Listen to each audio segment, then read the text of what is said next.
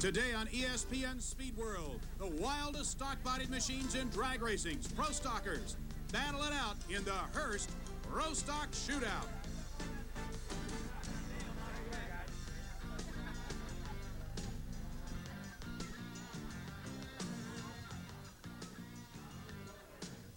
Good morning from the starting line at the Texas Motorplex just south of Dallas, Texas. This is John Lundberg, and we're going to be covering a very special event today, the three-round, $20,000 to win Hurst Pro Stock Shootout. Over the past 10 IHRA major events, points have been accumulated by the consistently quickest and fastest qualified Pro Stockers, and they're behind us now, waiting for the first round of competition. And here with more coverage of this incredible event is our broadcast partner, Brett Kepner. Well, John, as you can see, I'm holding the beautiful silver chalice that will go to the winner of the Hurst Pro Stock Shootout this year. And as you pointed out, only the 8 drivers who have run consistently the quickest and fastest in qualifying at every IHRA event this year are eligible for this elite 8-car program. Now, this particular trophy will be filled up with $20,000 for the winner of this program. But as you pointed out, virtually every hitter in IHRA racing is represented. Ricky Smith, Kenny Koretsky, Warren Johnson, Harry Scribner, they're all here, and it's going to be a tremendous battle. In the Hurst Pro Stock Shootout, qualified number 1, the 704 cubic inch mountain motored 89 Ford Probe, Ricky Smith. Two-time national event finalist Tim Neighbors from Georgia has qualified second with his 689 cubic inch Chevy Camaro. It's Warren Johnson in the AC Delco 500 cubic inch Oldsmobile number 3. In the number 4 spot, Terry Adams with a 706 cubic inch Pontiac Trans Am sponsored by Williford Farms. From Simi Valley, California, the 500 cubic inch Pontiac powered Camaro of Harry Scribner number 5. In the number 6 position, Jerry Ekman in the Ekman and Orndorff Pennzoil sponsored 500 cubic inch Trans Am. And it's Kenny Koretsky, Fairless Hills, Pennsylvania, the number 7 qualifier in his 499 cubic inch 88 Camaro. And the number 8 position goes to Castrol GTX team driver in his holds, Larry Morgan. Morgan barely made this Elite 8-car field, and Pat Patterson had a chance to talk with him before eliminations. Well, thanks very much, gentlemen. The man who's qualified dead last for this event today is Larry Morgan, driver of the Castrol GTX machine. But even though he's qualified dead last, he's happy to be here, and it really is a good thing for you and the sponsor. It's an honor to be here. You know, I'm happy for this to be here for the sponsors and Joe Hurst for putting the money up for this. It's a great deal for everybody. You know, the 8 cars and all the other guys that tried to qualify for this, you know, they're pretty pumped up about this. Texas Motorplex, a great facility, and it's a place where we really can see some super times cut. There ought to be, the winner of this ought to run in the high 20s. Well, you got your hands full with the first draw there. I run Ricky Smith the first round, and like he's the number 1 guy, and I qualified well here, and I feel like we got 600ths advantage over him right now. If I drive well, I believe I can win the race. Best of luck to you today. We're almost ready to get it started here at the Texas Motorplex. The Hurst Pro Stock Shootout is brought to you by the International Hot Rod Association, bringing the world of championship drag racing to you, and is sponsored by Budweiser, Beechwood aged for that clean, crisp taste. For all you do, this Bud's for you. By Quaker State Motor Oil, the big Q stands for quality, always has and always will. And by Motorcraft, quality parts for quality cars. Ladies and gentlemen, also by the Mr. Gasket Company and its performance people. We'll be back with the beginning of the Hurst Pro Stock Shootout following these messages.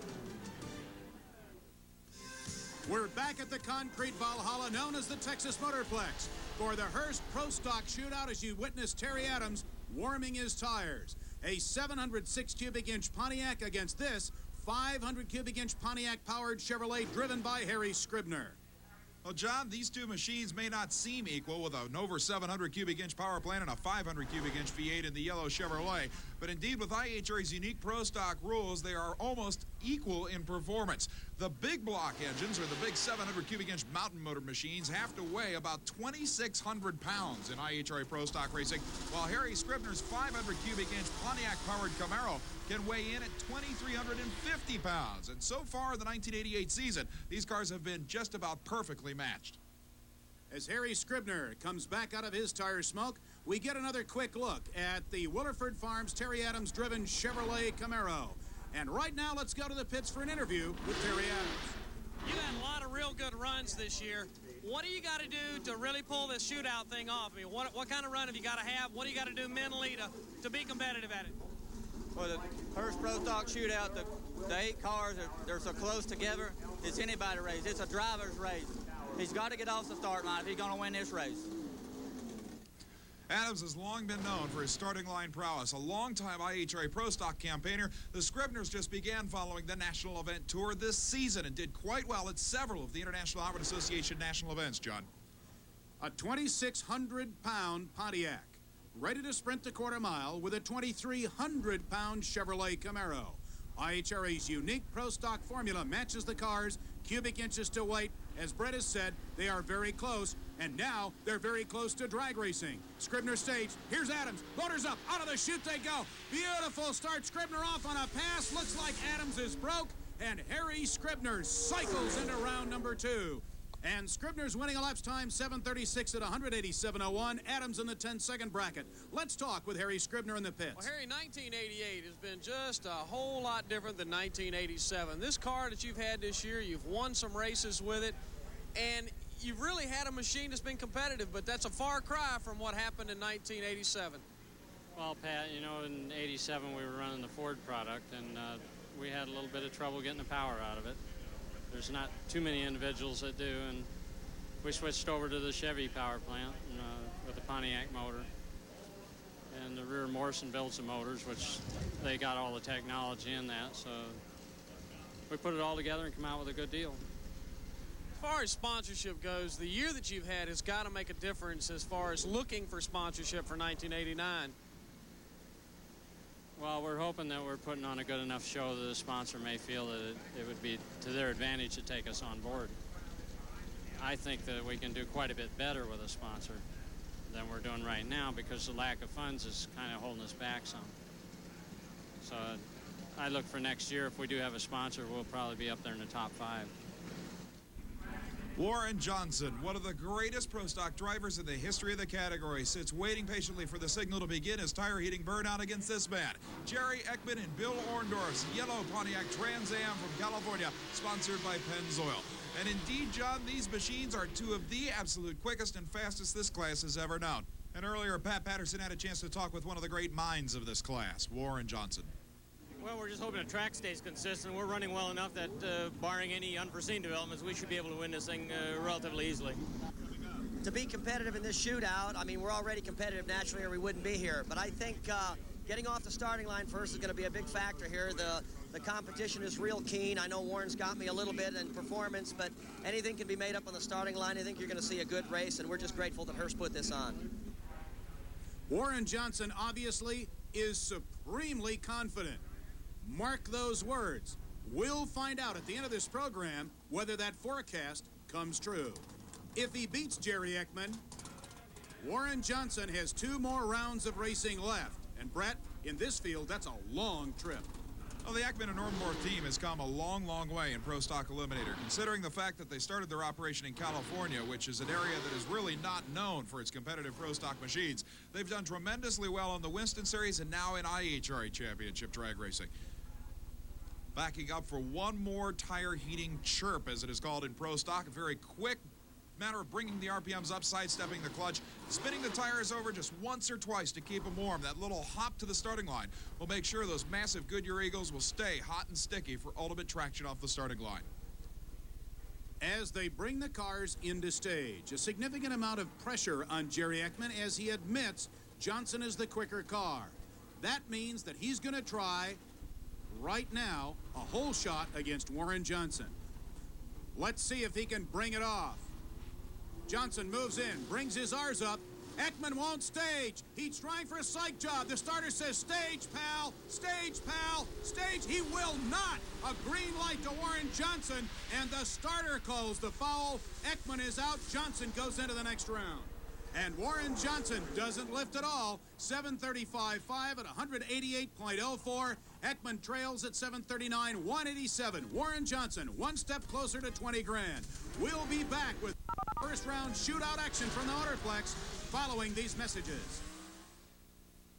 Back at the Texas Motorplex, Brett Kepner and John Lundberg with you. The $20,000 Hurst Pro Stock Shootout. Tim Neighbors against Ken Koretsky. And as the beautiful Neighbors Automotive mountain motored car backs into stage, we'll talk with Ken Koretsky. On the first pass here, I'm just going to concentrate on cutting a good light here, hopefully a 420 light. We probably be able to pull this race out. Well, everybody's running so close. Basically, he's got to make the same runs we've always been making, just leave good. If he don't leave good, you can forget it, he'll outrun you. And both those young men are two of the best starting line leavers, as they are called in pro stock racing, in the sport. Their reaction times to the green light are simply phenomenal. Tim Neighbors is a second-generation drag racer. His father, Calvin Neighbors, standing in front of the machine, is indeed one of IHRA's original pro stock superstars from back in the early 1970s. Ken Koretsky hasn't been in this sport that long, John, but the Exxon Superflow MacGuard Petroleum-sponsored Chevrolet is a stormer. Now, once again, we've got a pair of two completely different Chevy Camaros. The white and red machine of Koretsky from Pennsylvania, a 500 cubic inch GM corporate engine. His opponent, Tim Neighbors, a 689 cubic inch Pontiac engine that team built themselves. That means, John, that under IHRA rules, Koretsky's car can weigh about 300 pounds lighter than the team from Georgia. They stage now the second-generation drag racer from Lawrenceville, Georgia, Mountain Motor Camaro.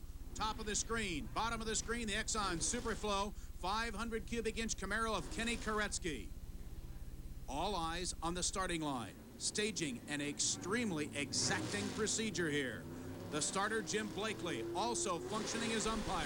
Motors up, they're out, and it looks like it's going to be Tim Neighbors. Koretsky giving him fits on the quarter-mile. Neighbors wins. The elapsed time, 7:37 for Neighbors at 187. Koretsky a tad slower, 7:41 at 186. It's amazing that those two completely different types of race cars could run that close, only 0.04 of a second between them.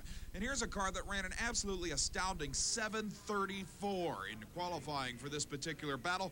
Larry Morgan's Castrol GTX Oldsmobile will be taking on the incredible Motorcraft Quality Parts Ford Probe of multi-IHRA world champion Ricky Smith. Smith obviously in the race, Brett, to get his share of the 20 grand or all of it if he can pick it up.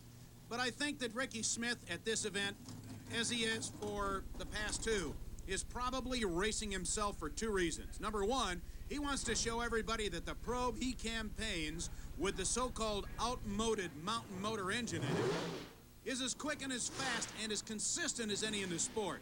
And he's against a guy who has at this event become Mr. Consistency himself, Larry Morgan. You can see Morgan's crew chief lining him up exactly in the hot rubber strips laid down on the tire heating burnout. It is imperative that these drivers get those massive rear slicks heated up on the tire heating burnout, put down strips of hot rubber on the concrete launch pad, or in this case, an entire concrete drag strip for hot rubber versus hot rubber adhesion. By the way, we don't recommend that our viewers try revving their engine in a parking lot the way they're doing with those pro stockers. You watch that monster tack just blip up to 6,000 in a gnat's eye. They're ready to drag race now. Out of the chute they go. And Ricky Smith moves beautifully, but Morgan is right with him. It's horsepower time, and Morgan in the Oldsmobile goes into the next round at 7:35 in an upset over Ricky Smith at 187, and Smith is out of the program. Brett, on the rerun, Morgan shows doing it again. A 3-foot loss despite a 188-mile-an-hour charge for Smith, but the semifinals are still to come at the Hurst Shifters Pro Stock Shootout.